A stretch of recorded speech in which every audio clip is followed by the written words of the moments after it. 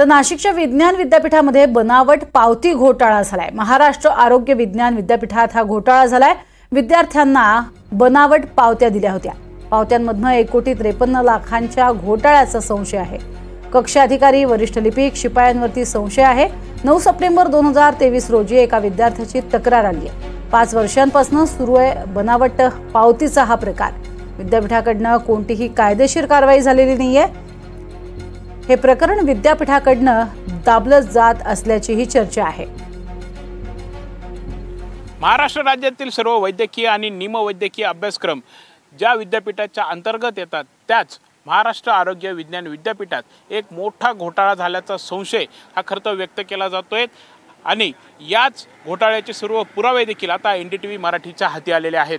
आपण जर बघितलं तर महाराष्ट्र आरोग्य विज्ञान विद्यापीठामध्ये हा बनावट पावती घोटाळा जो आहे तो आता खरं तर उघडकीस आलेला आहे।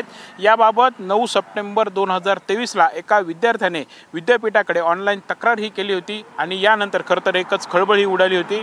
विद्यापीठातून विद्यार्थ्यांना विविध कामांच्या म्हणजे ट्रान्सलेट सर्टिफिकेट असेल, यासोबतच व्हेरिफिकेशन किंवा इतर कामांसाठी ज्या पावत्या दिल्या जात होत्या त्या चक्क बनावट पावत्या या दिल्या जात होत्या। विद्यापीठातील कक्ष अधिकारी, वरिष्ठ लिपिक आणि एका शिपायाने हे सर्व षडयंत्र जे आहे ते त्यांनी रचलेलं होतं आणि या तिघांच्या माध्यमातून खरं तर हा सर्व घोळ जो आहे तो केला जात होता। विशेष म्हणजे 1-2 लाख नाही तर तब्बल 1,53,10,000चा हा घोटाळा झाल्याचा संशय व्यक्त केला जातोय। विशेष म्हणजे 5 वर्षांपासून हा सर्व प्रकार जो आहे तो केला जात होता। त्यामुळे इतर विद्यापीठातील इतर कोणाला याबाबत कुठलाही संशय का आला नाही, यासोबतच या सर्व प्रक्रियेमध्ये इतरही कोणाचा सहभाग होता का असे देखील अनेक प्रश्न जे आहेत ते उपस्थित होत आहेत।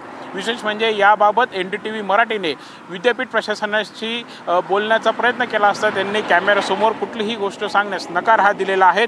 या तिघांचेही निलंबन करण्यात आलेले आहेत आणि विभागीय चौकशी सुरू असल्याची त्यांनी आपल्याला माहितीही दिलेली आहे। मात्र तब्बल 10 महिने उलटून गेलेले आहेत, अजूनही या चौकशीचा अहवाल का समोर आलेला नाहीत, यासोबतच विद्यापीठाकडून कोणतीही कायदेशीर कारवाई म्हणा किंवा पोलीस ठाण्यामध्ये साधी तक्रार देखील का देण्यात आली नाहीत असे देखील प्रश्न जे आहेत ते आता उपस्थित होत असून विद्यापीठाकडून हे सर्व प्रकरण जे आहे ते दाबण्यात येत आहे का असा प्रश्न जो आहे तो उपस्थित होत आहे। त्यामुळे एकंदरीतच आता कुठेतरी विद्यापीठाच्या कारभारावरच करतो संशय जो आहे तो व्यक्त केला जातोय।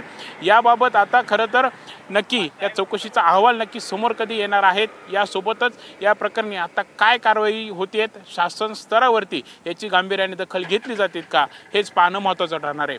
कॅमेरामॅन विकी पवारसह प्रांजल कुलकर्णी, NDTV मराठी, नाशिक।